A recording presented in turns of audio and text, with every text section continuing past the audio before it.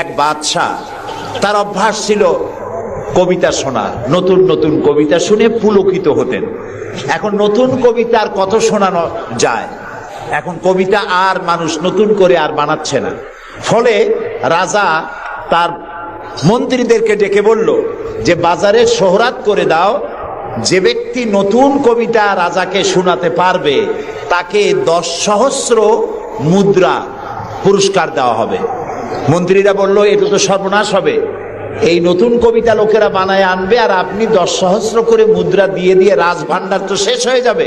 রাজা বলল না, আমার বুদ্ধি আমার কাছে, তোমরা শুধু এইভাবে ঘোষণাটা দিয়ে দাও আর 3টা লোক দাও আমাকে, একবার শুনলে মুখস্থ হয় এরকম একজন দাও, 2বার শুনলে মুখস্থ এরকম আরেকজন দাও, 3বার শুনলে মুখস্থ এরকম আরেকজন দাও। স্মৃতিশক্তি সম্পন্ন এরকম 3 জন লোক পাওয়া মোটেই কষ্ট হলো না। বাজারে শোহরাত করে দেওয়া হলো। নতুন নতুন নতুন নতুন কবিতা তৈরি করে কবিরা আসতে লাগলো, দিচ্ছে। আপনারা থামেন না, আমি তো বলে দিয়েছি। ফ্যান সরাই দেন পিছনের দিকে, পিছনে লাগাই দেন আমার পিছনে। এখন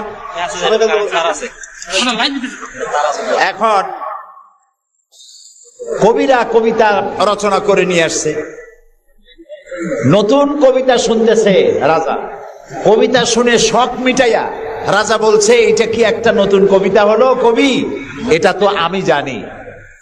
কবি কয়েছেন আপনি জানবেন কি করে, তো আমি তৈরি করেছি, কত হোমওয়ার্ক করে রাত জায়গা কষ্ট করে এটা তৈরি করেছি, আর আপনি বলছেন আমি জানি। বাদশাহ বলছে শুধু আমি না, তোমার বিশ্বাস হয় না, এই যে আমার পাশে যে সব পারিষদের লোকেরা যারা বসে আছে ওরাও জানে।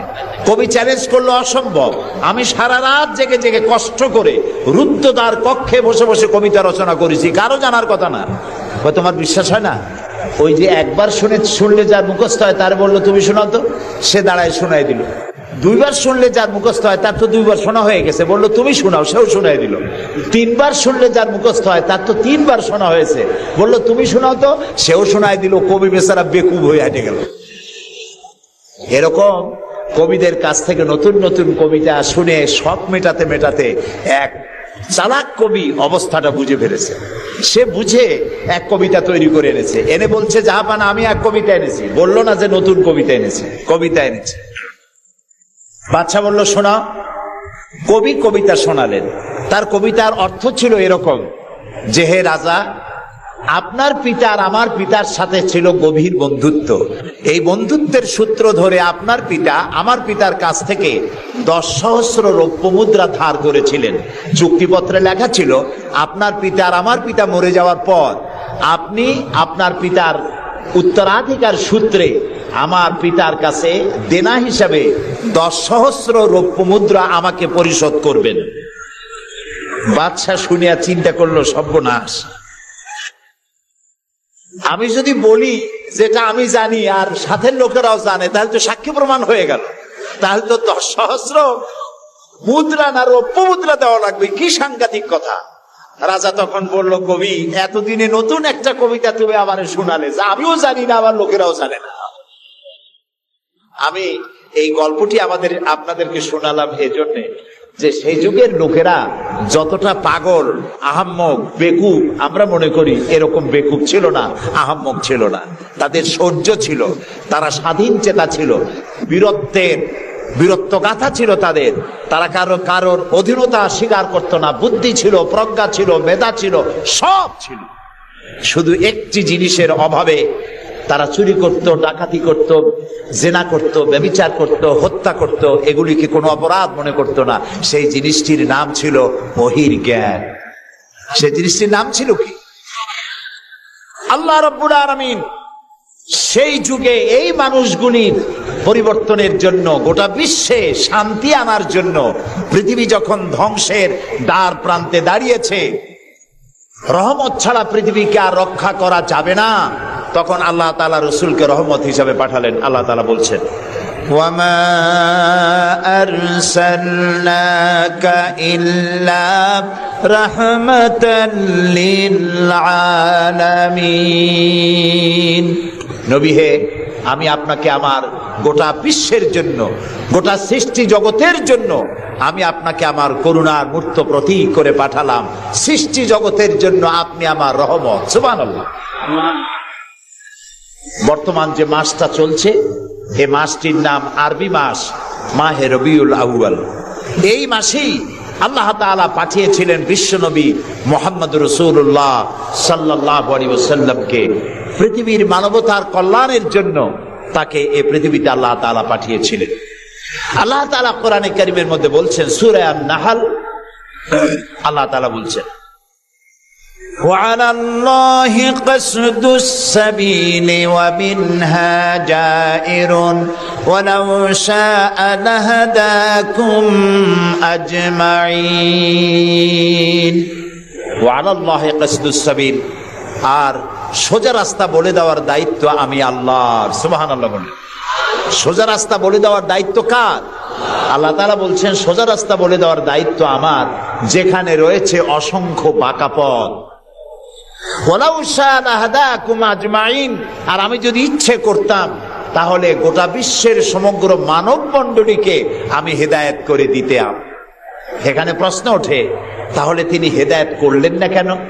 এই যে পৃথিবীতে নানামুখী মানুষ, কেউ আল্লাহ মানে, কেউ মানে না, কেউ নামাজ পড়ে, কেউ পড়ে না, কেউ মদ খায়, জেনা করে, এই যে নানামুখী নানা চরিত্রের মানুষ, আল্লাহ বলছেন আমি হেদায়েত ইচ্ছে করলে সবাইকে করে দিতে পারতাম, তাহলে তিনি করলেন না কেন? এর কারণ হচ্ছে আল্লাহ তাআলা মানুষকে করেছেন সব থেকে শ্রেষ্ঠ সৃষ্টি। সৃষ্টির সেরা কারা? জোরে বলেন। আচ্ছা, সৃষ্টির সেরাই মানুষ হলো কি করে? মানুষ কি পাখির মতো উড়তে পারে? মানুষ কি চিতাবাঘের মতো দৌড়াতে পারে? মানুষ কি মাছের মতো সাঁতরাতে পারে? মানুষ কি বাঘের মতো ক্ষিপ্রতা, সিংহের মতো হিংস্রতা, সাপের মতো ক্রুদ্ধতা এগুলি মানুষের মধ্যে কি আছে? নাই। তাহলে মানুষ সৃষ্টির সেরা হলো কিভাবে বলতে পারেন? সৃষ্টির সেরা হয়েছে তার জ্ঞানের কারণে। আল্লাহ তাআলা চাঁদ সূর্যকে যেভাবে বাধ্য করেছেন তার হুকুম মানার জন্য, আমাদেরকে আল্লাহ তাআলা এভাবে হুকুম মানতে বাধ্য করেন নাই। কোরআন শরীফে আল্লাহ তাআলা বলেছেন, ওয়ালাকাদ কাররামনা বানি আদম। আল্লাহ তাআলা বলেন, আদম সন্তানকে আমি সম্মানিত করেছি। চাঁদ, সূর্য, গ্রহ, নক্ষত্র, সৌররাজি, নবমণ্ডল, ভূমণ্ডল সবকিছু আল্লাহর আইন মানতে বাধ্য না বাধ্য নয়? আল্লাহ তাআলা কোরআনে কারীমে বলেছেন, আফাগায়রা দীনিল্লাহি ইয়াবগুন ওয়া লাহু আসলামা মান ফিস সামাওয়াতি ওয়াল আরদি তাওআন ওয়া কারহা। আফাগায়রা দীনিল্লাহি ইয়াবগুন, তোমরা কি আল্লাহর দেওয়া জীবন ব্যবস্থাকে ছেড়ে দিয়ে অন্যের তৈরি করা মতবাদ গ্রহণ করতে চাও?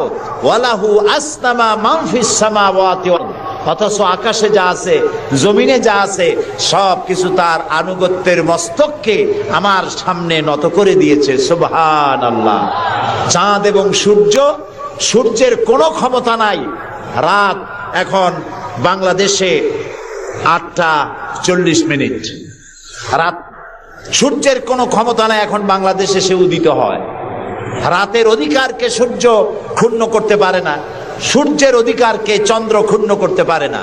লাশ-শামসু ইয়ামবাগি লাহা আন তুদরিকাল কামারা ওয়ালাল লাইলু সাবিকুন নাহার ওয়া কুল্লুন ফি ফালাকিন ইয়াসবাহুন।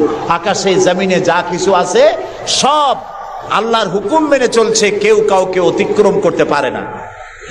তাহলে আমরা বুঝলাম চাঁদ সূর্য হুকুম মানে কার? জোরে বলেন। এই যে গাছগুলি, চতুর্দিকে যত গাছপালা আপনারা দেখতে পান, সুবরি গাছে নারকেল হবে না, নারকেল গাছে তাল হবে না, বেল গাছে জাম হবে না, আম গাছে লিচু হবে না। ওয়ালান তাজিদা লিসুন্নাতিল্লাহি তাবদীলা। আল্লাহ তাআলা বলছেন আমার লব, নেচার, প্রকৃতির আইনের ভেতরে কোনো পরিবর্তন হবে না, আমার আইন তারা মানতে বাধ্য। কেবলমাত্র মানুষ, কেবলমাত্র মানুষ। আমি তোমাদেরকে সম্মানিত করেছি, সেই জন্য আমি তোমাকে আইন মানতে বাধ্য করি নাই। কোরআন শরীফে আল্লাহ পাক বলছেন ইচ্ছে করলে কুফরি করতে পারো, ইচ্ছে করলে ঈমান আনতে পারো, ইচ্ছে করলে মুমিন হতে পারো, ইচ্ছা করলে কুফরিও করতে পারো। এটা তোমার ইচ্ছার উপরে ছেড়ে দিয়েছে। কারণ কাদ তাবায়্যানার রুশদু মিনাল গাই, হক আর বাতিল দুইটাকে আমি আলাদা করে দেখিয়ে দিয়েছি। আসহাবুল ইয়ামিন, আসহাবুশ শিমাল, ডানপন্থী আর বামপন্থী দুইটা দল আমি দেখাই দিয়েছি। ডান দিকে, আর এটা বোঝার জন্য বিবেক দিয়েছি। কি দিয়েছি বলেন? বিবেক। বিবেক আছে আমাদের? আছে কিনা? বিবেক দিয়েছি বোঝার জন্য। ডান দিকে যারা যাবে, এই ডান দিকের নেতৃত্ব দিবে নবীরা, আর নবীরা ডানপন্থীদেরকে সাথে নিয়ে চলে যাবে কোথায়? আল্লাহর জান্নাতে। আর যারা বামপন্থী, তাদের নেতৃত্ব দেবে শয়তান। কে দেবে নেতৃত্ব? আমি বুঝি না মুসলমানেরা কেমনে বামপন্থী হয়। আমাদের দেশে কিছু মুসলমান আছে নামধারী, নাম মুসলমানের, কিন্তু নিজেদের পরিচয় দেয় তারা বামপন্থী। আছেন এরকম? এই সমস্ত বামপন্থীদের নেতৃত্ব দিবে শয়তান, আর এদেরকে নিয়ে শয়তান তাদেরকে নিয়ে যাবে কোথায়? আল্লাহ তাআলা বলছেন কাদ তাবায়্যানার রুশদু মিনাল গাই, হক এবং বাতিলকে আলাদা করে আমি ভাগ করে দুটি পথকে দেখিয়ে দিয়েছি। এখন তোমার ইচ্ছা আমার উপর ঈমান আনতেও পারো, আর যদি ইচ্ছা হয় আমার সাথে কুফরিও করতে পারো। যেহেতু তুমি গাছ না, গর্জ না, চন্দ্র না, তুমি মানুষ, আমি তোমাকে সম্মান দিয়েছি, সেজন্য তোমার এখতিয়ারে ছেড়ে দিয়েছি আর বিবেকও দিয়েছি। এই বিবেক দিয়ে তুমি বুঝতে পারবা পথ কোনটা। আল্লাহ বলছেন আমার দায়িত্ব হলো ওয়া আলাল্লাহি কাসদুস সাবিল, সোজা রাস্তা বলে দেওয়ার দায়িত্ব আমার। সুবহানাল্লাহ, আমি বলে দিয়েছি সোজা রাস্তা কোনটি। আল্লাহ তাআলা বলেন সূরা ইব্রাহিমের মধ্যে আলিফ লাম রা কিতাবুন আনজালনাহু ইলাইকা লিতুখরিজান নাসা মিনাজ যুলুমাতি ইলান নূর। আল্লাহ তাআলা বলেন হে নবী, আমি আপনার উপর একখানা কিতাব অবতীর্ণ করলাম। এটা একটি কিতাব নাজিল করলাম এই জন্য লিতুখরিজান নাসা মিনাজ যুলুমাতি ইলান নূর, যাতে করে আপনি মানব মণ্ডলীকে অন্ধকার সমূহ থেকে আলোর দিকে নিয়ে আসতে পারেন। লক্ষ্য করুন কথা আল্লাহ, আমি কার কথা শোনাচ্ছি? অন্ধকার সমূহ থেকে আলোর দিকে নিয়ে আসতে পারেন। ওলামারা যারা আলেম তারা বুঝবেন, কোরআন শরীফে আল্লাহ তাআলা অন্ধকারের কথা যত জায়গায় বলেছেন বহু বচনে বলেছেন, এক বচনে বলেন নাই। আর আলোর কথা যখন বলেছেন তখন এক বচনে বলেছেন, বহু বচনে বলেন নাই। নূরের বহু বচন হলো আনোয়ার, এই শব্দটি কোরআন শরীফের মধ্যে নাই। আল্লাহ এখানে কি বলছেন? আমি আপনার উপরে কিতাব অবতীর্ণ করলাম এই জন্য যাতে করে আপনি মানব মণ্ডলীকে অন্ধকার সমূহ থেকে আলোর দিকে আনতে পারেন। অন্ধকার সমূহ কি? অন্ধকার সমূহ হচ্ছে মানব রচিত যত মতবাদ, এ সবগুলো কি বলেন সবাই? অন্ধকার। আর ইসলাম হলো আলো। অন্ধকারের অনেক রূপ হয়, আলোর রূপ হয় মাত্র, বলেন কয়টা হয়? দেখুন, অঙ্ক যেদিন পরীক্ষা হয়, ম্যাট্রিক হোক আর দাখিল পরীক্ষা হোক, অঙ্কের যে পরীক্ষাটা যেদিন হয় সেদিন অঙ্ক পরীক্ষা দিতে গিয়ে যাদের অঙ্ক ভুল হয় তাদের ফলাফল একরকম হয় না বহু রকম হয়? ভুল যা হয় কয় রকম হয়? আর অঙ্ক যাদের রাইট হয় তাদের কয় রকম হয়? একরকম। তাহলে এর দ্বারা কি বোঝা যায়? সত্যের রূপ একটা আর ভুলের রূপ অনেকগুলো। এই জন্য আলোর রূপ একটা, অন্ধকারের রূপ অনেক। যেমন বিদ্যুতের আলো, কেরোসিনের আলো, হেসাকের আলো, চাঁদের আলো, সূর্যের আলো, যত রকমের আলো আছে সব আলোর রূপ একটাই, কিন্তু অন্ধকারের রূপ বিভিন্নতর। শবে কাজেবের এক রকমের অন্ধকার, অমাবস্যার আর এক রকমের অন্ধকার, রাতের আধারের আর এক রকম অন্ধকার, মেঘাচ্ছন্ন হওয়ার আর এক রকম অন্ধকার, কুয়াশাচ্ছন্ন হওয়ার আর এক রকম অন্ধকার, দরজা জানালা ভেন্টিলেটর সব বন্ধ করে দেওয়ার আর এক রকমের অন্ধকার।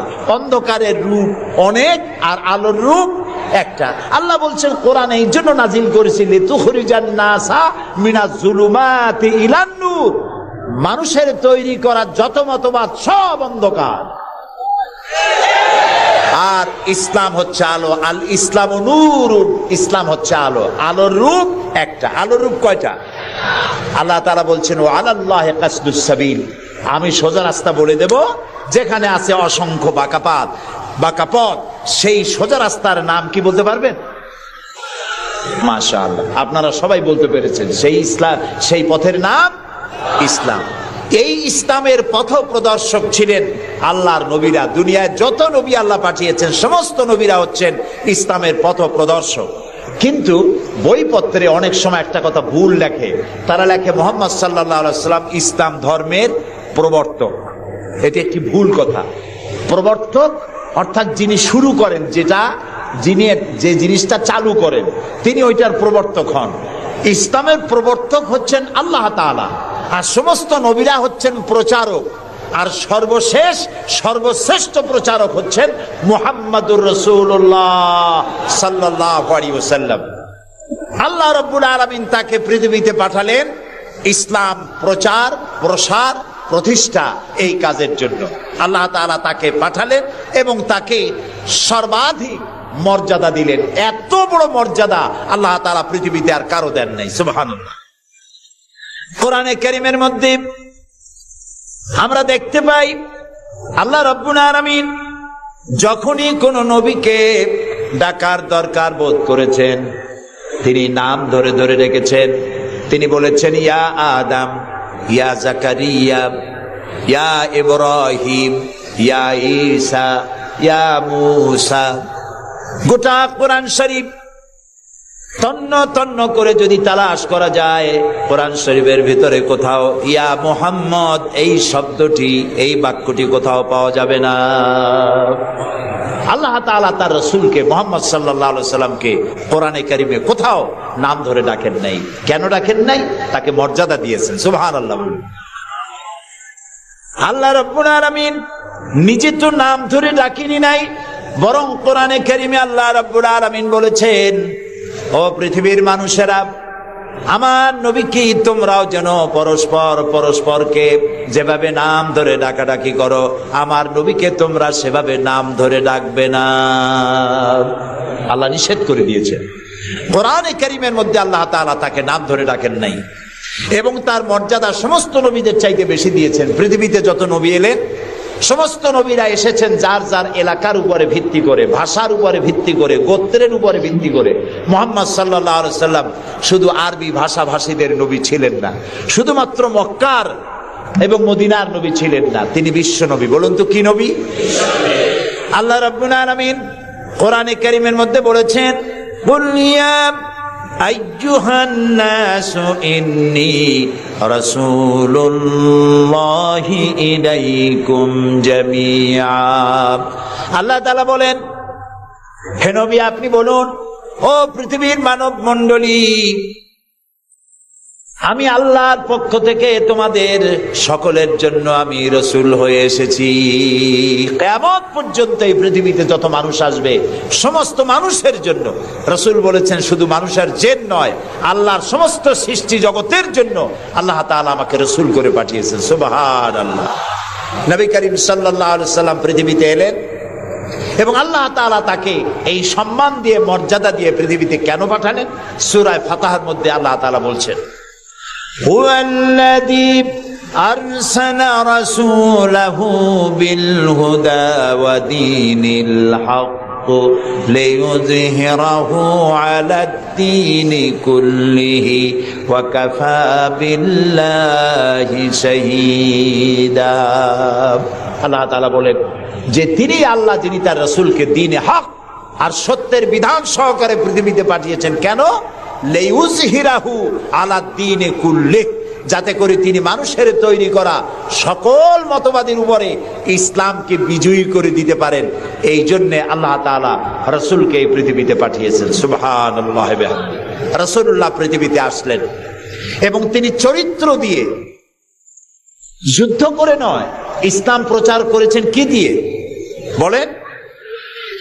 তরবারি দিয়ে নয়। ইসলাম মানে শান্তি, শান্তির ধর্ম। ইসলাম কিসের ধর্ম? শান্তির ধর্ম। মুসলমান কারা? যারা শান্তি প্রতিষ্ঠা করে তারাই। আর আল্লাহর এক নাম হচ্ছে সালাম। আল্লাহর এক নাম কি বলেন সবাই? সালাম। আল্লাহর নাম শান্তি, ইসলাম শান্তি, মুসলমানেরা চায় শান্তি। সেই শান্তি প্রতিষ্ঠার জন্য মুহাম্মদ সাল্লাল্লাহু আলাইহি সাল্লাম তরবারি দিয়ে ইসলাম আনেন নাই, তিনি ইসলাম এনেছেন তার অনুপম চরিত্র মাধুর্য দিয়ে, ব্যবহার দিয়ে, দিন প্রচার করে তার মাধ্যমে জনগণকে ইসলামের মধ্যে এনেছেন।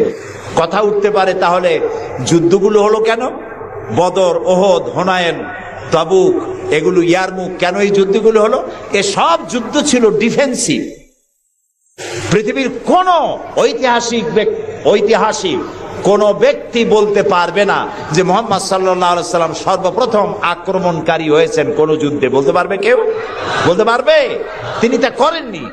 যখন আক্রান্ত হয়েছেন তখন তিনি প্রতিরক্ষামূলক যুদ্ধ করেছেন।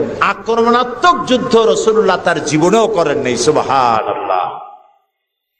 চরিত্র দিয়ে তিনি দুনিয়াকে বিজয় করেছেন। পৃথিবীতে যত নেতা আছে সমস্ত নেতাদের চরিত্র তো দুই রকম হয়। নেতাদের চরিত্র কয় রকম হয়? দুই রকম। একটা হয় পার্সোনাল ক্যারেক্টার, আর একটা হয় পাবলিক ক্যারেক্টার। একটা হয় জনগণকে দেখানোর, আর একটা হয় ব্যক্তিগত। রাসূলুল্লাহর চরিত্র এরকম দুই রকম ছিল না। একটু মাথা খাটায় চিন্তা করেন, পৃথিবীতে কোন নেতা আছেন যিনি জনগণের সামনে দাঁড়িয়ে বলতে পারবেন আমি ছাত্র জীবনে যা করেছি, যৌবনে যা করেছি, রাজনৈতিক নেতা হিসাবে গোপনে গোপনে যা করি, এসব কথাগুলি মানুষের কাছে, আমার দলের কাছে, দেশবাসীর কাছে খুলে বলে দাও, এরকম বলতে পারবে কেউ? একজনও পারবে না। যদি বলে তাহলে সব সর্বনাশ। এই পৃথিবীতে একমাত্র নেতা জনাবে মুহাম্মদুর রাসূলুল্লাহ সাল্লাল্লাহু আলাইহি ওয়াসাল্লাম।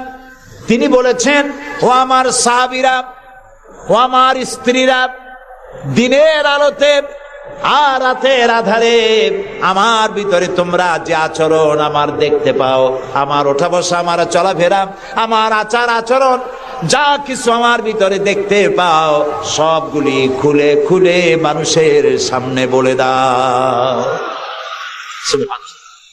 রাসূলুল্লাহর চরিত্রের সার্টিফিকেট, তার আখলাক কেমন, এটা জানার জন্য হযরত আয়েশার কাছে কয়েকজন সাহাবী প্রশ্ন করেছিলেন, মা, রাসূলুল্লাহর কাছে বেশি সময় কাটাবার সুযোগ আপনি পান, তার ইনস অ্যান্ড আউট আপনি ভালো করে জানেন, বলুন তো তার আখলাক কেমন, তার চরিত্র কেমন? মা আয়েশা বললেন, তোমরা কি কোরআন পড়েছো? বললেন, হ্যাঁ কোরআন পড়েছি। কোরআন কি বোঝো? হ্যাঁ কোরআন বুঝি।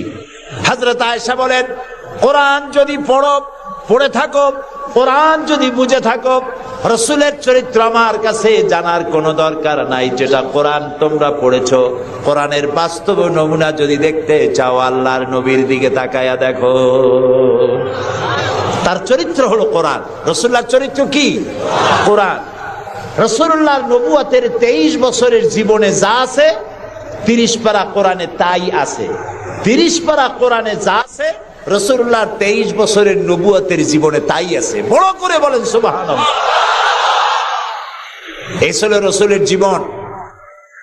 তার চরিত্র সম্পর্কে আল্লাহ তাআলা বলছেন, ওয়া ইন্নাকা লাআলা খুলুকিন আযীম। হে নবী, আপনি উন্নত চরিত্রের উপরে প্রতিষ্ঠিত। আল্লাহ বলতেছেন। কে বলতেছেন? আল্লাহ বলতেছেন আপনি উন্নত চরিত্রের উপরে প্রতিষ্ঠিত। সুবহানাল্লাহ। এবং আমাদেরকে বলা হচ্ছে, আমাদেরকে, কাদেরকে? সারা দুনিয়ার মুসলমানদেরকে বলা হচ্ছে, লাকাদ কানা লাকুম ফি রাসূলিল্লাহি উসওয়াতুন হাসানা, গ্রহণযোগ্য মহত্তম আদর্শ তোমাদের জন্য আদর্শ রয়েছে তোমাদের রাসূলের মধ্যে। আমরা উল্টা কাজ করি। আমরা ইসলামরে চিনি পীর সাহেবরে দিয়া, মৌলানা সাহেবরে দিয়া, হুজুররে দিয়া ইসলাম বুঝতে চেষ্টা করি। এটা উল্টা কাম। আসলে ইসলাম দিয়া, কোরআন দিয়া, হাদিস দিয়া পীর সাহেবকে যাচাই করা উচিত, কোরআন হাদিস মতো উনি আছেন কিনা। হুজুর সাহেব, মৌলানা সাহেব, নেতা সাহেব কোরআন হাদিস অনুযায়ী আছে কিনা, ওই ব্যারোমিটার দিয়েই বাছাই এবং যাচাই করা উচিত, কিন্তু তা না করে আমরা উল্টাটা করি, যার জন্য আমরা প্রতারিত হই। এই জন্য রাসূল হচ্ছেন আমাদের নেতা হিসাবে শ্রেষ্ঠ নেতা। তার থেকে বড় নেতা আকাশের নিচে জমিনের উপরে কেউ নাই, তাকেই গ্রহণ করতে হবে। দেখুন, চরিত্রের উন্নত সার্টিফিকেট দিতে পারে একজন পুরুষের জন্য কে দিতে পারে? তার স্ত্রী। সব থেকে কে পারে? স্ত্রী বলতে পারে এই পুরুষটি কেমন। আর একজন স্ত্রী তার স্বামীর জন্য সব করতে পারে, জীবনটাও বিলাই দিতে পারে, কিন্তু সহজে স্বামীর বিশ্বাস যেটা সেটার উপরে ঈমান আনা এটি সহজ কথা নয়। যত পীর সাহেবরা আছেন বাইরে মুরিদ বানাতে আসেন, জিজ্ঞেস করা উচিত, হুজুর আপনার বউ আপনার কাছে মুরিদ হয়েছে কিনা?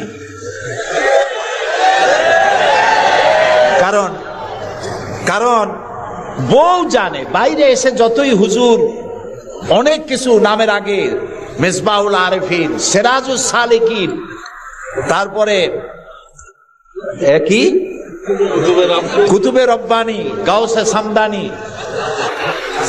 আশেকে পান্দান, সিয়াহে দান্দান, এই যতই বলা হোক না কেন, কিন্তু আসলে উনি কি ওনার বউ চাইতে কেউ ভালো জানে না। এটা ঠিক কিনা? বউ ঈমান আনছে কিনা, মুরিদ হয়েছে কিনা, ওইটা দেখা দরকার। ড্রাইভারকে জিজ্ঞেস করা দরকার আপনার হুজুর কেমন, ড্রাইভার বলতে পারবে। ওনার সাথে খাদেমদেরকে একান্তে জিজ্ঞেস করা দরকার হুজুর কেমন, ওনারা বলতে পারবেন। দেখুন, এই পৃথিবীতে নবী করিম সাল্লাল্লাহু আলাইহি সাল্লাম যখন ওহী পেলেন, দ্বিতীয় ওহী ছিল ওয়ানজির আশিরাতাকাল আকরাবিন, নিকটবর্তী লোকদেরকে এবার দ্বীনের দাওয়াত দেন। এই সর্বপ্রথম দাওয়াতের জন্য আল্লাহ তাআলা বললেন, আল্লাহর প্রতি, জাহান্নামের প্রতি ভয় দেখান, সতর্ক করুন মানুষদেরকে। সর্বপ্রথম তিনি মনে করলেন নিকটবর্তীদেরকে দাওয়াত দিতে আল্লাহ বলেছেন আগে। তামার নিকটবর্তী খাদিজার চাইতে তো কেউ নাই। খাদিজার কাছে গিয়েই রাসূলুল্লাহ দাওয়াত দিলেন। দাওয়াতটা কি বললেন? খাদিজা, এই যে চোখে দেখা লাত, মানাত, উজ্জা, হুবাল, এর একটাও খোদা না, এগুলো বেহুদা। এগুলা কিছু বানাইতে পারে না, কেউ সাহায্য করতে পারে না, এমনকি নিজেকেও বিপদ থেকে রক্ষা করার কোন শক্তি ওদের নাই। এক অদেখা আল্লাহ আছেন, যিনি ছাড়া কোনো ইলাহ নাই, তোমাকে আমাকে তিনিই সৃষ্টি করেছেন, তাকে আল্লাহ হিসাবে মানো, যারা দেখা যায় না।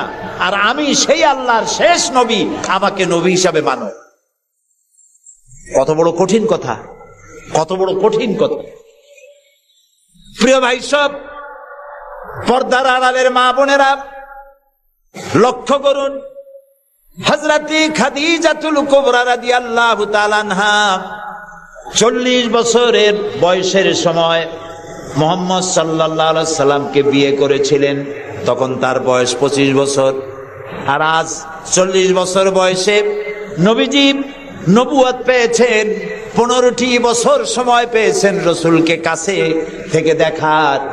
হযরতে খাদিজা যখনই দ্বীনের দাওয়াত পেলেন, অদেখা আল্লাহকে বিশ্বাস করতে হবে, মুহাম্মদ সাল্লাল্লাহু আলাইহি সাল্লামের নবুয়ত মানতে হবে, এই প্রশ্ন যখন সামনে এলো, হযরতে খাদিজা কোনো প্রশ্ন তোলেন নাই, এক মুহূর্ত দেরিও করেন নাই, সঙ্গে সঙ্গে পড়ে নিয়েছেন লা ইলাহা ইল্লাল্লাহু মুহাম্মাদুর রাসূলুল্লাহ।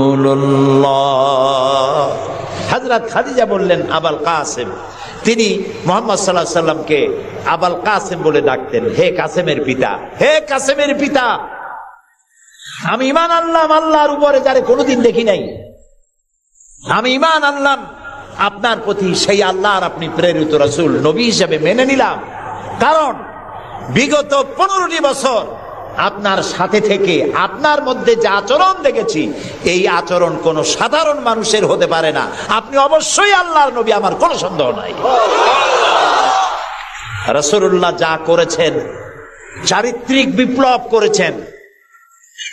তার কৈশোর, তার যৌবন ওই জনগণের মধ্যেই হয়েছে। আল্লাহ তাআলা সিরিয়া থেকে নবী এনে মক্কায় চাপায় দেন নাই, মিশর থেকে নবী এনে মক্কার উপরে চাপায় দেন নাই। ওই সমাজেই তিল তিল করে তিনি বড় হয়েছেন। মানুষের মাঝে। আর মানুষেরা এক পর্যায়ে মুহাম্মদ এই নামটা ভুলিয়ে গেল, তাকে ডাকা শুরু করলো আল আমিন বলে। সুবহানাল্লাহ, এটা নবুয়ত পাওয়ার অনেক আগে।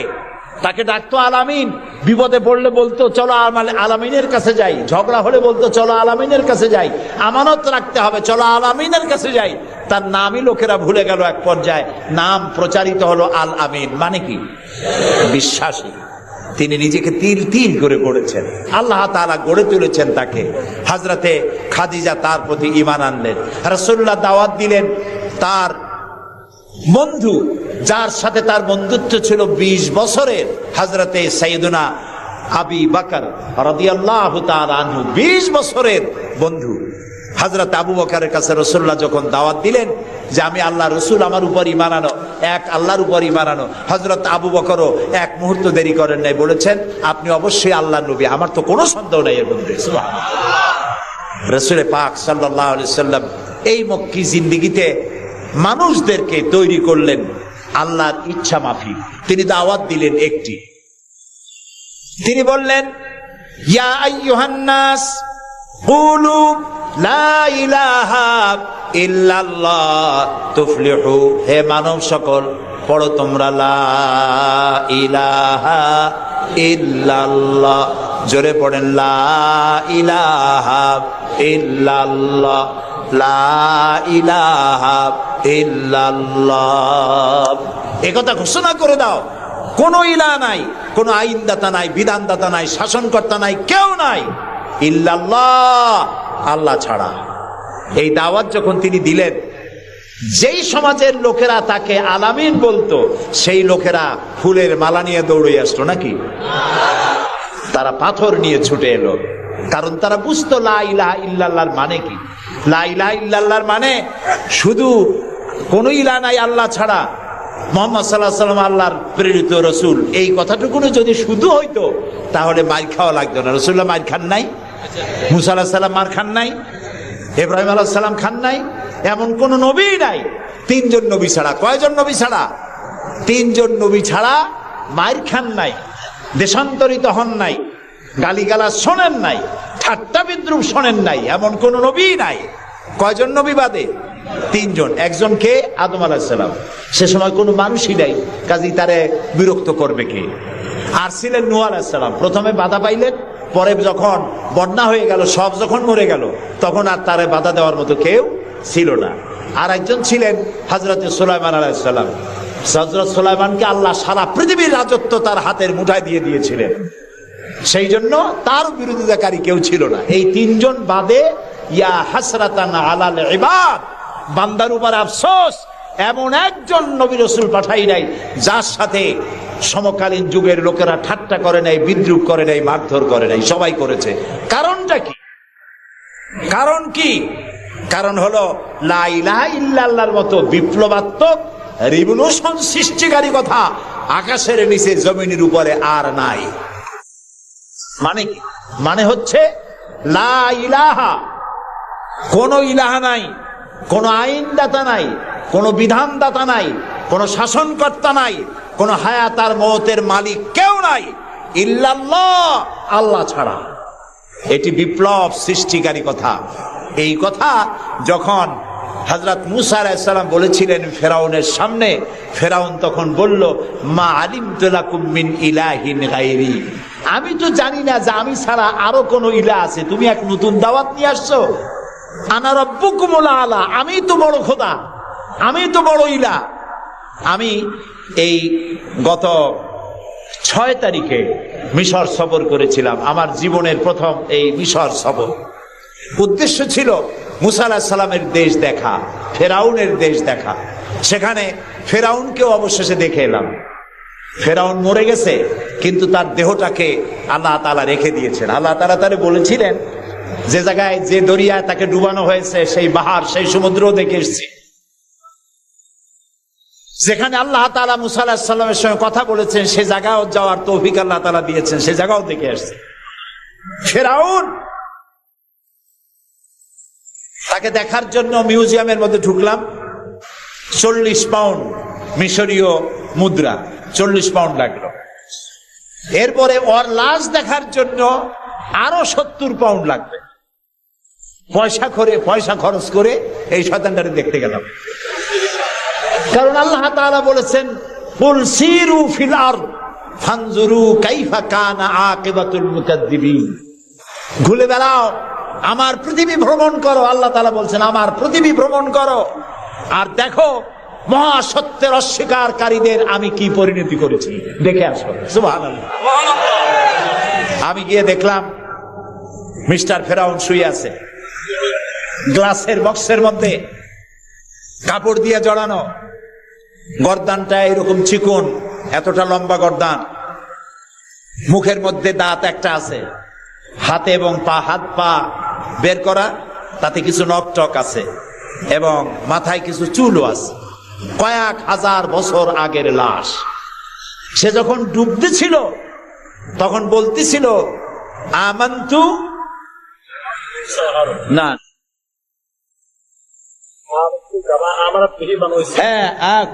আমান্তু কামা আমানাত বিহি বানু ইসরাইল। আমি ঈমান আনলাম বনি ইসরাইলরা যার উপর ঈমান আনছে, আল্লাহর উপর ঈমান আনছে এটা কিন্তু বললো না। বনি ইসরাইলেরা যার উপরে ঈমান এনেছে তার উপরে ঈমান আনলাম। ওয়া আনা মিনাল মুসলিমিন। আল্লাহ আমি তো একজন মুসলমান, আমার আবারও সুবাও কেন? আল্লাহ তাআলা বললেন, আল আন, এখন ওয়াকাদ আসাইতা কাবলু ওয়া কুনতা মিনাল মুফসিদিন। অথচ তুমি বিদ্রোহ ঘোষণা করেছো আর তুমি সবথেকে বড় সন্ত্রাসী। ও বলছে আনা মিনাল মুসলিমিন, ও বলছে আনা মিনাল মুসলিমিন, আমি তো মুসলমানদের একজন। আল্লাহ কয় ওয়া কুনতা মিনাল মুফসিদিন, তুই তো সন্ত্রাসী, বিপর্যয় সৃষ্টিকারী। আমি তোরে আজ শুধু মারবই না, কে বলতেছেন? আমি তোরে শুধু মারবই না, আলিয়াউমা নুনাজ্জিকা বিবাদানিক, আমি তোর দেহটাকে রক্ষা করব। পানিতে তুই পচবি না, মাটিতে পচবি না, পোকায় মাকড়ে তোরে খাবে না। আমি তোরে শুটকি বানায় রাখবো কিয়ামত পর্যন্ত। এই জন্য শুটকি বানায় রাখবো, পৃথিবীতে যত ফেরাউন তোর মতো পৃথিবীতে আসবে তোরে দেখে যেন শিক্ষা গ্রহণ করতে পারে। আল্লাহ তাআলা ওরে শুটকি বানায় রাখছে। তারপরে দেখলাম বহায়রা কারুন অস্বীকার করেছিল মুসা আলাইহিস সালামকে। তার বিশাল সম্পদ, 55,000 একর জমির উপরে ছিল তার বাড়িঘর আর সম্পদ, আহরিত সম্পদ। তার সিন্ধুকের চাবিগুলি বহন করত শত শত উটে। এখন চিন্তা করেন কত সম্পদের মালিক। মুসা আলাইহিস সালাম যখন তার কাছে যাকাতের দাবি করলেন, ঈমানের দাবি করলেন, তখন মুসা আলাইহিস সালামের উপরে বহতান, তাকে লাঞ্ছিত করলো, তাকে দুর্নাম অপবাদ দিল। মুসা আলাইহিস সালাম আল্লাহর কাছে গজব চাইলেন, আল্লাহ তাআলা তারে গজব দিলেন। 55,000 একর সম্পত্তি, বাড়িঘর, আর সে নিজে শুদ্ধ মাটির নিচে আল্লাহ গরক করে দিলেন। এখন বিরাট হ্রদে পরিণত হয়ে গেছে। তারপরে যখন আমি দাঁড়ালাম দেখতে পেলাম সমুদ্রের মতো কোনো কুল কেনারা নাই, কোনো কুল কেনারা নাই। তার সম্পদ শুদ্ধ আল্লাহ তাআলা রেখেছে।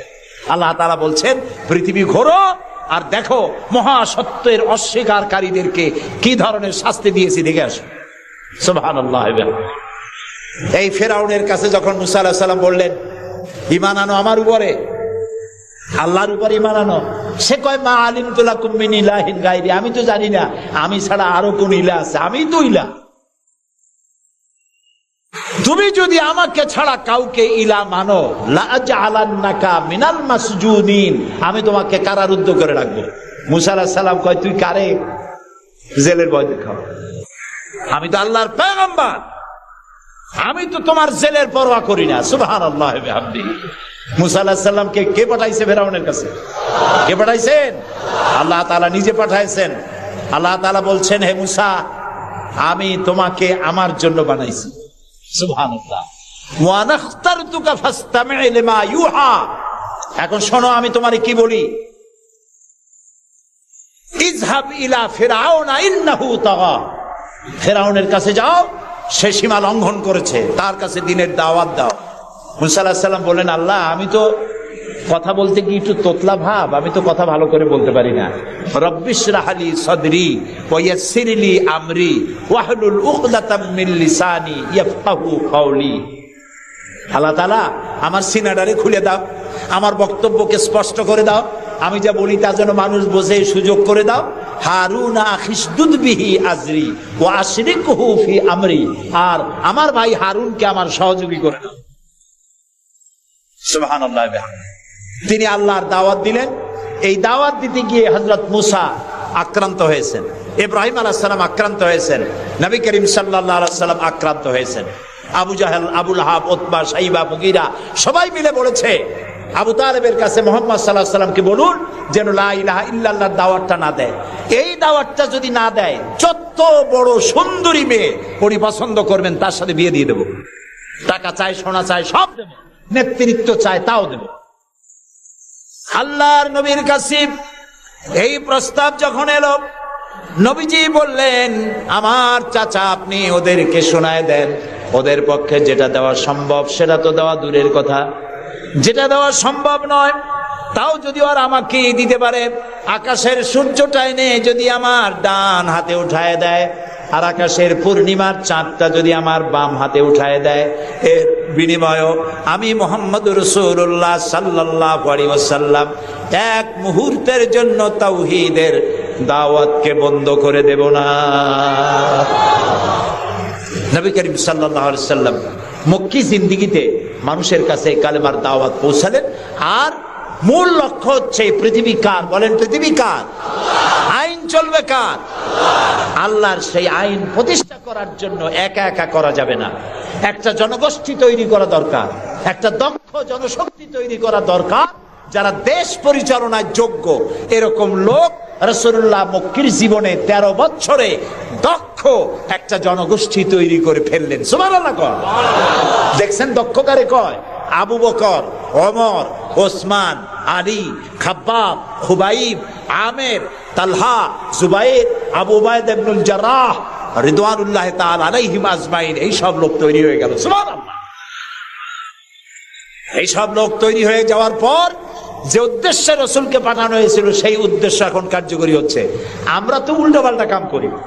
12ই রবিউল আউয়াল আসলেই পতাকা দিয়ে রাজধানী সাজাই।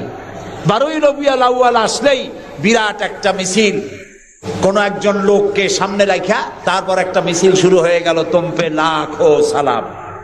কতগুলা পতাকা নিয়ে লাখো সালাম দিলাম, হাজার হাজার গাড়ি নিলাম, লোকজন নিলাম। এরপরে এক জায়গায় বসে নবী সালাম আলাইকা, ইয়া রাসূল সালাম আলাইকা, গরম গরম জিলাপি। রবিউল আউয়াল শেষ, রাসূলুল্লাহর মহব্বতও শেষ। বিশ্বাস করুন, এই সমস্ত জিনিস দিয়ে মূল টার্গেট থেকে মুসলমানদেরকে সরিয়ে দেওয়া হচ্ছে। আপনারা আমাকে জবাব দেন, যারা এই সব কাজ করে তারা বলে রাসূলুল্লাহর ভালোবাসায় করি। আপনি কি পারবেন রাসূলুল্লাহর লাখো সাহাবীদের মধ্যে একজন সাহাবীও রাসূলুল্লাহকে যে ভালোবাসা দিয়েছেন, পৃথিবীর সব মুসলমান একত্রিত হয়ে অতটা ভালোবাসা কেউ কি দিতে পারবে? পারবে? এবার বলেন, সাহাবীরা এরকম কোন মিছিল করেছেন রাসূলুল্লাহর জন্মদিনে? তার জন্মদিবস পালন করেছেন? করেন নাই। যেটা হাদিসে নাই আমরা তা করতে পারি না। যে মিলাদ এখন পড়া হয়, যে সিস্টেমে পড়ানো হয়, একত্রিত হয়ে ইয়া নবী সালাম আলাইকা, রাসূল সালাম আলাইকা, সাহাবীরা এরকম করেন নাই, তাবেঈনরা করেন নাই, তাবেঈনরা করেন নাই। মিলাদের এই সিস্টেম চালু হয়েছে রাসূলের ইন্তেকালের অন্তত 600 বছর পর। ফাইনা তাযহাবুন, কোথায় চলছি আমরা?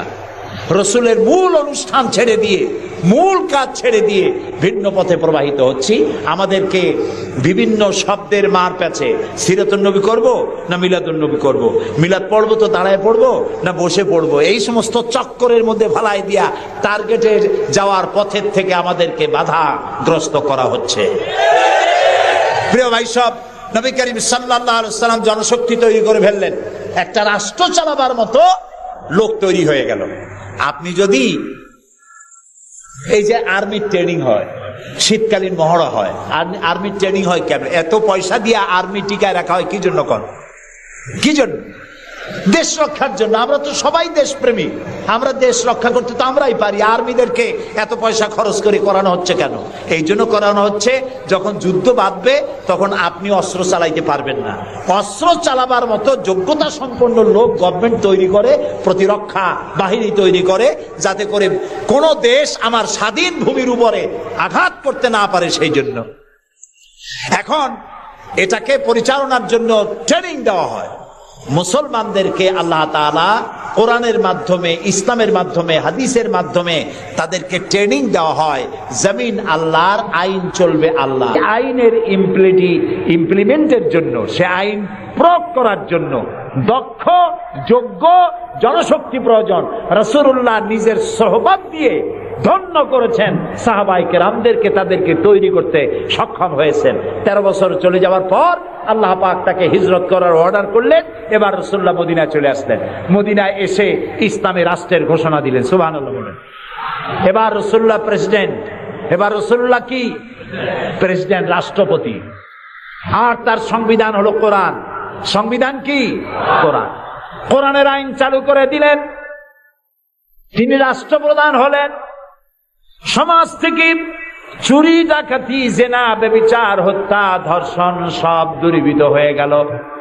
আজ মানুষ দরজা খুলে ঘুমাবার সুযোগ পেয়ে গেল। নবী করিম সাল্লাল্লাহু আলাইহি ওয়াসাল্লাম ঘোষণা করলেন, খায়রুল কুরুনি কারনি, সর্বশ্রেষ্ঠ যুগ হলো আমার যুগ। রাসূলের যুগ হলো শ্রেষ্ঠ যুগ। সমাজ থেকে চুরি ডাকাতি নির্মূল হয়ে গেল কোরআনের আইন চলার কারণে। যারা বিরোধিতা করছিল তারাও দেখলো যে মুহাম্মদ সাল্লাল্লাহু আলাইহি ওয়াসাল্লামের সাথে আমরা খামোখাই বিরোধিতা করেছি, উনি তো আমাদের বিরোধী লোক না, উনি তো আমাদের ধর্মের বিরুদ্ধে লোক না, উনি তো দেশে আইন দিয়েছেন এমন যে আইনের মাধ্যমে মানুষ তার নিজের ধর্ম পালন করতে পারে, চুরি করে না, ডাকাতি করে না, মানুষ খাবার পায়, পরার পায়, থাকার পায়, সবকিছুর গ্যারান্টি পেয়েছে। আল্লাহ তাআলা তখন একটি সূরা নাজিল করলেন। আল্লাহ তাআলা সূরা নাসর নাজিল করলেন, ইযা জাআ নাসরুল্লাহি ওয়াল ফাত ওয়া রাআইতান নাসা ইয়াদখুলুনা ফি দীনিল্লাহি আল্লাহ তাআলা বলেন, যখন আল্লাহর পক্ষ থেকে বিজয় আসবে, আল্লাহর সাহায্য যখন আসবে, তখন দেখতে পাবে দলে দলে লোকেরা ইসলামে প্রবেশ করছে। রাসূলুল্লাহর ইন্তেকালের সময় দেখা গেল আশেপাশে যত গোত্রে ছিল, এলাকা ছিল, সব পড়ে ফেলেছে লা ইলাহা ইল্লাল্লাহু মুহাম্মাদুর রাসূলুল্লাহ। কাফের বলতে আর কেউ ছিল না। শান্তি পেল, নিরাপত্তা পেল। ইসলাম শান্তি এবং নিরাপত্তা। এই শান্তি এবং নিরাপত্তার পথে মানুষ যাতে আর না আসতে পারে, সেই জন্য আজকের পৃথিবীর বৃহৎ শক্তি লেগেছে ইসলামকে ধ্বংস করার জন্য। আজ আমাদেরকে বলা হচ্ছে সন্ত্রাসী, মুসলমানদেরকে বলা হচ্ছে সন্ত্রাসী আর মৌলবাদ। আপনারা বলেন বাংলাদেশের মতো এত শান্তি আর কোথায় আছে বলেন? এই যে পয়লা বৈশাখ গেল, পয়লা বৈশাখী আনন্দ উদযাপন করার জন্য ঢাকা শহরে যা মানুষ নামলো, ইতিহাসে নাকি এত মানুষ কোনোদিন নামে নাই। পেটে বাচ্চা, কোলে বাচ্চা, ঘাড়ে বাচ্চা, এগুলো নিয়ে রাত 12টা 1টা পর্যন্ত রাস্তায় রাস্তায় হিন্দু মুসলমান দৌড়দৌড়ি করেছে। কোনো অশান্তি ছিল?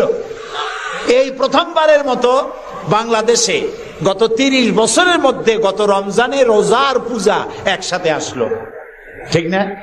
হিন্দুরা তাদের দুর্গা পূজা করতে পারছে? বলেন না পারছে কিনা? মুসলমানেরা রোজাও রাখতে পারছে, ওরা পূজাও করতে পেরেছে, ঠিক না ভাই? এবার বলেন, এই ফেনীতে আপনারা দুর্গা পূজার সময় কয়টা মূর্তির মাথা ভাঙছেন বলেন? ভাঙছেন? মন্দির ভেঙেছেন? কোন হিন্দু পিটাইয়া ভারতে পাঠাই দিয়েছেন?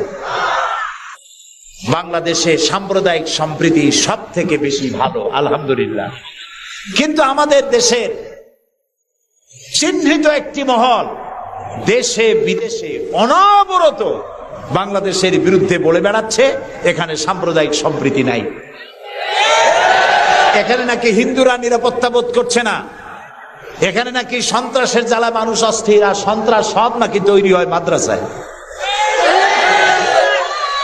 এরা মাদ্রাসা বিরোধী, মাদ্রাসা ওদের সহ্য হয় না। প্রিয় ভাই সব, এটাই জন্য আমাদেরকে যে কথার থেকে এই পর্যন্ত এসছি, আমাদের বলা হচ্ছে সন্ত্রাসী, মৌলবাদী।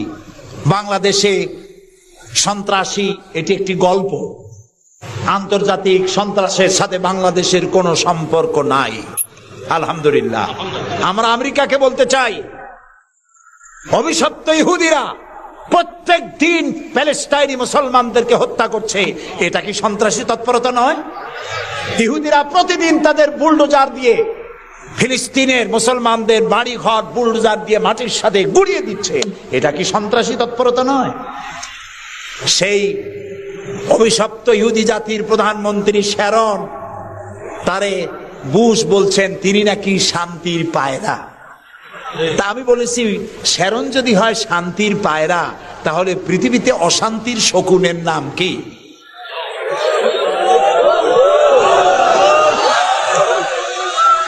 আপনাদের ফতোয়াই কার্যকরী হোক। আল্লাহ আছেন, আল্লাহ আছেন। ও তো ভালো, ফেরাউন ওর থেকে শক্তিশালী ছিল, নমরুদ ওর থেকে শক্তিশালী ছিল। ফেরাউনরে সুবাইয়া আল্লাহ শেষ করছে, নমরুদরে জুতা দিয়ে পিটাই আল্লাহ বিদায় করে দিছে, ঠিক না? সেই আল্লাহ আছে কিনা জোরে বলেন? আছে। তবে ওয়ামাকারু ওয়ামাকার আল্লাহ ওয়াল্লাহু খায়রুল মাকিরিন। আল্লাহর কৌশল, আল্লাহ সব থেকে বড় কৌশলী। ও বলতেছে মুসলমান শেষ করে দেবে, কলে কলে সব শেষ করবে, মুসলমান ইসলামের রাষ্ট্র শেষ করে দেবে। আল্লাহ তাআলা তার ঘরের মধ্যে মুসা আলাইহিস সালামের মারার চেষ্টা করছিল না ফেরাউন? একটা পুরুষও বাঁচতে দেবে না, সব মেয়ে লোক জিন্দা রাখবো, মেয়ে লোক সব মেরে ফেলবো, এরকম বলছিল না? সেই জায়গায় আল্লাহ মুসারে বানাইছেন কিনা? লালিত পালিত করছেন কোথায়? ফেরাউনের ঘরের মধ্যে। যে বুশ দুনিয়া থেকে ইসলাম আর মুসলিমদেরকে মিটাতে চান, সেই বুশের ঘরের মধ্যে আল্লাহ তাআলা ইসলাম ঢুকাই দিছে। উনি লাগছেন ইসলাম রে শিকড় কাটার জন্য, মেয়ে লোকরে মসজিদের ইমামতি করার জন্য। কারা কি করতেছে আমরা বুঝি, আমরা ভাত খাই। আমার জাতি মদ খাইয়া চোখ লাল করে না, আল্লাহর মেহেরবানি। তোমার জাতি করে। আমেরিকায় মেন্টাল হসপিটালে রুগী সব থেকে বেশি, পাগল বেশি দুনিয়ার সব জায়গায়। দুনিয়ার সবচাইতে বেশি পাগল কোন দেশে? আমেরিকায়। কারণ ওদের ব্রোকেন ফ্যামিলি, যৌথ পরিবার না। স্বামী স্ত্রী বিশ্বাস করে না, স্ত্রী স্বামীরে বিশ্বাস করে না, বাপ ছেলেরে স্নেহ করে না, ছেলে মায়ের ভক্তি করে না। অশান্তির জ্বালায় মাথার চুল চতুর্দিক দিয়ে কাটিয়া মাথার উপরে তালপট্টির দ্বীপ বানায় রাখে। কেউ বা মাথার চুল ছোট ছোট করে কাটিয়া পিছনের দিকে বাসার নাম্বার, মোবাইল নাম্বার লিখে রাখে। আমি দেখে কইছি, শয়তানে যদি দেখে, শয়তান খালি কানবে আর বলবে যে আমি শয়তান হয়েছিলাম কি কাজে? এইটা তো খারাপ শয়তান। শান্তি নাই, অশান্তির দাবানল জ্বলছে গোটা আমেরিকা জুড়ে। ওরা মুসলমানদের ঐতিহ্য ধ্বংস করার জন্য একটা কোথার থেকে শয়তান মহিলা এনে মসজিদের ইমামতি করেছে। আর ওর পেছনে যারা নামাজ পড়ছে সেগুলো সব বেনামাজি, কোনো নামাজি না। আর যিনি ইমামতি করেছেন পত্রিকা এসেছে তার নাকি স্বামী ছাড়াই একটা বাচ্চাও হয়েছে। এই হলো ইমাম। যে জাতের ইমাম সেই জাতের মুয়াজ্জিন, সেই জাতের মুক্তাদিন। প্রিয় ভাই সব, 9/11 পরে ওই জাতির মধ্যে চিন্তা হয়েছিল যে মুসলমানেরা নাকি বোমা মারে সব জায়গায়। পত্রপত্রিকা আসছে মুসলমানরা বোমা মারছে। তো মুসলমানরা এই আধুনিক বোমা বানাবার শক্তি পায় কোথায়? নিশ্চয়ই কোরআন শরীফ আছে। এই কোরআন শরীফ পড়া শুরু করলো। কোরআন শরীফ পড়িয়া তারা দেখতে পেল যে এর মধ্যে তো বোমা বানাবার কথা নাই, বরং সন্ত্রাসের বিরুদ্ধে বক্তব্য আছে। সন্ত্রাসীদের কি শাস্তি হবে তাও সূরা মায়েদার মধ্যে আল্লাহ বলে দিয়েছেন। এখন কোরআন শরীফ পড়ে পড়ে অবস্থা এই হয়েছে, প্রত্যেক বছর আমেরিকায় 20 থেকে 25 হাজার আমেরিকান সাদা খ্রিস্টান ইসলাম কবুল করে মুসলমান হয়ে যাচ্ছে। ঠেকাইতে পারবে না ইসলামকে। ইসলাম হলো সূর্যের মতো, এদিক দিয়ে ডুবে, দেখা যায় পশ্চিম দিক দিয়ে ডুবে গেছে, আর বুঝি উঠবে না। সকালবেলা দেখে পূব দিক দিয়ে কি হয়েছে, উদিত হয়ে গেছে। আবার ওদিকে ডুবলো, এদিক দিয়ে উঠলো। ইসলামও এইরকম।